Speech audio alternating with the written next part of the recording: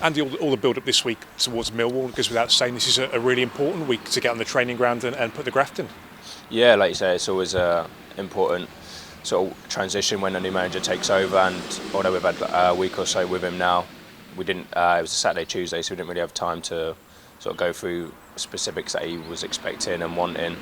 So I think this week's just been about getting those fine details across and going through all the tactical side that he wants to implement with us.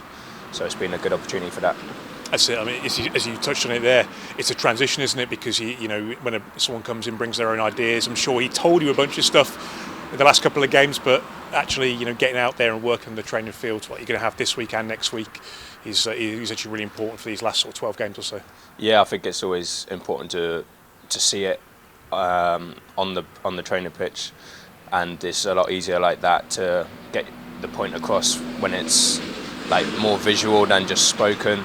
I mean, we did take things on board and helped us with the game so far that he's been in charge. But I think now he obviously wanted to fully ingrain it in our heads, and this has been the opportunity for that and to get it done.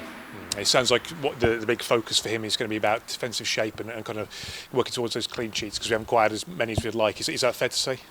Yeah, exactly that. I think it's clear to see we've got in games we have so much sort of attacking talent, and we have like opportunities to be winning games like that, but we've recently been conceding a lot, and that's the thing that needs to change. And I think once we change that, then we can go on a good run and push to where we sort of want to be and how we want to be playing each week. I think as well, it's can't help us that we've had to chop and change of defence so many times, all throughout the season, really, and you were filling in it right back, the latest player to kind of have to kind of go out of position and stuff, and I guess don't want to make excuses, it's challenging, but everyone's going to have to muck in, aren't they, for these last sort of dozen games? Yeah, that's been our season, really. Even when you think people are coming back and we got then a good sort of squad depth, it's just, and something else seems to happen and kick in, and like you said there, it's not making excuses, but that's just the reality of it, and you have to try and find a way around that, and that's what we've had with like myself, makeshift right back the other day, and everyone's sort of been out of position. Yid's left back just shuffles it, and obviously when you are making all these changes week in, week out, like, you never have that consistent defensive shape. So hopefully now we can just focus on trying to get that defensive shape, and no matter who's involved, and just try and get more clean sheets and be more solid. And like you said, the manager is big on that, and he knows that's the difference it will take for us to then move up the table.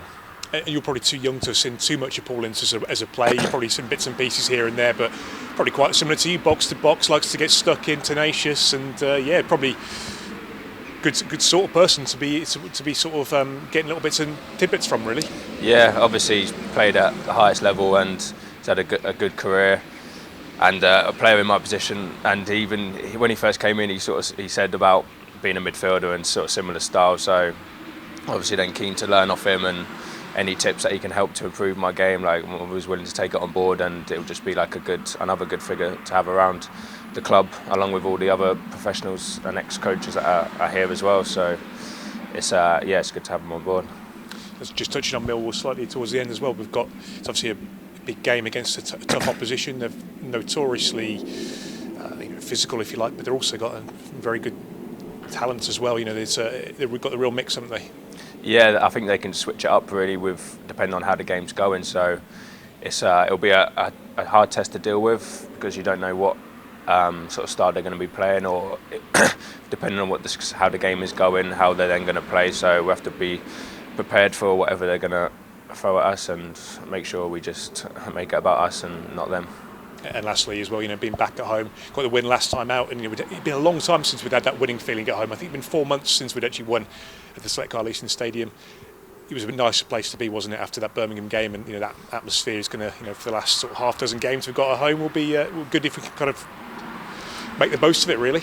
Yeah, I think the fans are obviously craving a win for so long, and even the players, I think everyone around the club was just needing to get a win and just get out of that run that we were on, because we knew we shouldn't have been in that position, and we owed everyone more than what we were sort of given, and just even the games we played well in, we just couldn't get that result. And then obviously once that switched and we did get the win, it's just such a relief. And then, like you say, to them, the win at Birmingham was then nice for the fans to take it in. And hopefully we can just give them more moments like that now and be a bit more positive around it.